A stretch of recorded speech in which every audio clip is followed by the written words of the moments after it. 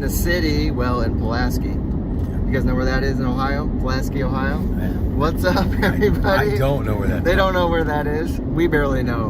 We're on the road again, and it's Tuesday. The Bible app recap, day 2, countdown, joy, countdown to Christmas. That's good stuff. Jason, so riding in the Tucker mobile.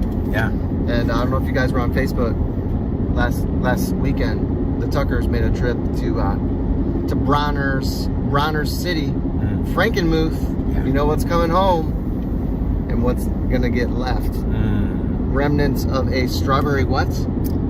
Fritter. Strawberry fritters right here, but nobody goes to Zender's for the strawberry fritters. Although I will say I like your taste. It's about that chicken dinner. Oh, the chicken dinner is next level. Does anybody have? Okay, so there's 2 spots, right? There's Zender's, and then across the street, it's like the Battle of the Coney Islands. You know? Yeah. The Bavarian What's Inn. the other one? The Bavarian Inn. So what do you prefer? Oh, Zender's, hands down. That chicken dinner is. We're making everybody hungry. You know that, right? Well, it's lunchtime. That's what we're supposed to do. Yeah, I mean that chicken dinner is next level. Like first off, when they deliver to your plate, you're like, I usually just get the 3-piece breast meal. They bring out like 3 skin on, right? It's all, and it's what they bake it in. It's not like Kentucky Fried Chicken. Like you're not going. It's not like extra crispy. Yeah. It's pretty much somehow if they were able to actually like make butter hardened butter in a way that would just go around the chicken. I'm pretty sure maybe there's some breadcrumbs and butter, and then they just kind of sear it a little bit on there, and it is. There's got to be a cast iron skillet somewhere. Unbelievable. Oh. And then you got the mashed potatoes. You got the stuffing. They brought out applesauce too. Like early on in the meal, they brought out like literally homemade cranberry sauce that you could butter your bread with. It was next level. Oh, yeah. So the strawberry fritter was like. I mean, you might as well, right? At that point, you pretty much I had at least blown every bit of healthy eating I was trying to accomplish for the day. Yeah, you're still in your range. You're still at a fighting weight, aren't you? I'm fighting it. It's all right. Okay, it's good. You know, plus or minus 10 pounds. Right. That's okay. We're gonna hit January. Everybody, you know, our YouVersion plan. We're gonna be in the 21 days of prayer. Yes. That's coming around the corner. Can't wait. We're excited about that. We're all gonna get all our ducks in a row, and man, we'll start pressing play on some 21 days. Yeah, but you know what we are staying healthy in though is we're staying in that Bible. Yeah. Come on, we got to stay in that every Bible. Day. Even though sometimes you slip in that strawberry fritter or the chicken dinner, you stay in that Bible every day, and I promise you this, it will keep you spiritually healthy, keep you in a good spot, keep your mind right, keep your heart right. And that's what we're doing this week. We're talking about joy in this plan. It's something else. Oh yeah. I'm really enjoying it. Yep. Get up, make that bed, you know, get in that Bible app. Getting in that Bible app first thing's like when you walk out of the house, you know you made your bed and those sheets are pulled real tight. It's crisp, it's laid down, you're feeling good. Like you know, that's a good place to be. So joy in human form. What do you think about day 2? Man. There was a line that stuck out to you and I'll read it. Yeah. Big. Talking about assurance and, you know, basically like that this joy that we're supposed to have is an assurance kind of joy. Right. It's a joy that's related to assurance that we find, and the assurance that we find is only going to be found in things that are sure. Yeah. So what did the line say? Well, it sets it up with talking about the world pre-Jesus, before he entered the world. Yeah. Right. So the Israelites looking forward, they had an expectation. They were expressing a lot of joy and delight in what was to come because the prophets had said this was going to happen. So it was that waiting period, but they were waiting with a joyfulness and celebration of what was going to happen. Yeah. And then Jesus arrives, and I'll just pick it up. Things change slightly in the New Testament because of Christ's birth. Joy's not only expected, it's also praise-filled assurance. There it is. Here's our key word. That abides. Yes. A-B-I-D-E-S. Abides. Joy is praise-filled assurance that abides. What that made me think of when I read that this morning was just, what kind of joy do I have? Or what am I calling joy? Because if I'm honest with you, sometimes I have counterfeit joy. I've got that joy that I tried to print, like printing money. Yeah. Oh yeah. I tried to I had that counterfeit joy that I thought was good. I thought it was, but what happened is when unsure times came, I wasn't assured.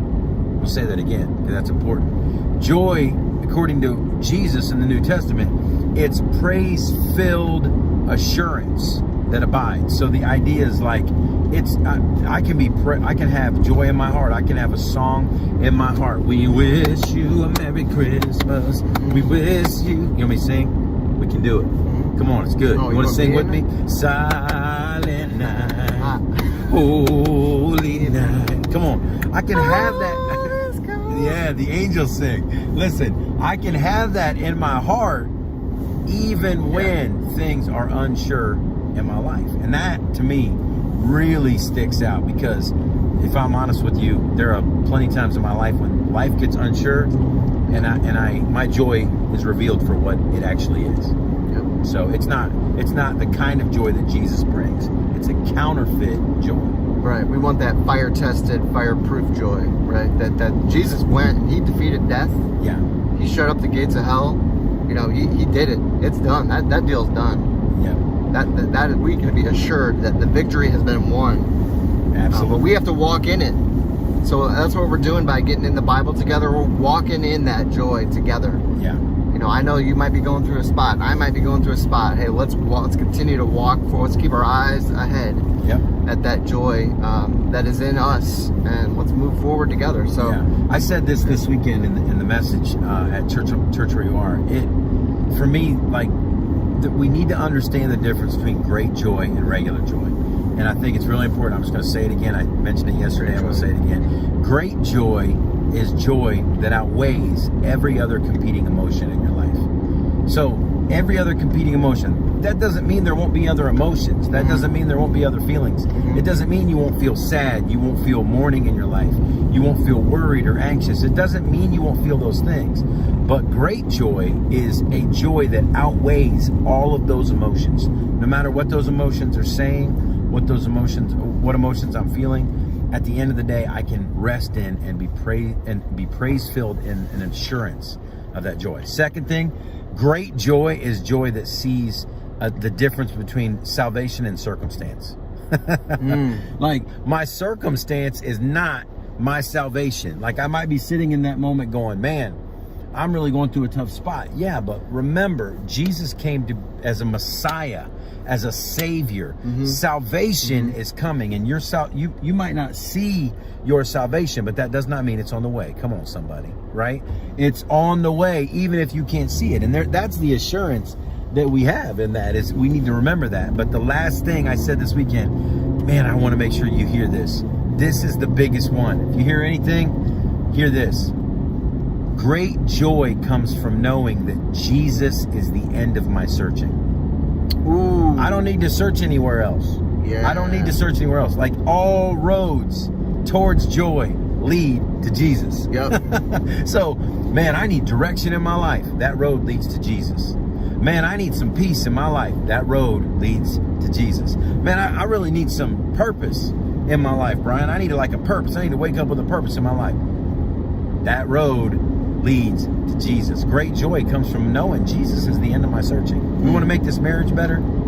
Jesus is the end of our searching. We need to go searching for Jesus. That takes some pressure off. Yeah, I think of, like, when you get in that search mode, it's almost getting like caught in one of those department store, you know, wheel entrances, you know, where you're just going in circles. You're perpetually seeking all the time. That's exhausting, man. Oh, man. Ooh, I mean, you might feel good for a little while, like, oh, I'm really finding myself. I'm really exploring, like, who I am and you know, how I relate to the world and who is God and all that. Like, look, we got to be an eventual finder. Jesus did it. Yes. He's found it. So that's it. I like that. That's a real good take home to end us. Yeah. What kind of foundation do you have? Let's establish that today. Find it. Ask ourselves that question. Do I have a praise-filled, joy-filled assurance in life that is abiding in my life? Or is it fleeting? And for all of us, there's times that it's fleeting, but we have to remind ourselves, we got to get back to the truth and the reality that the only thing that's sustainable joy in life, the only well that never runs dry, is when you make Jesus the end of your searching. There it is.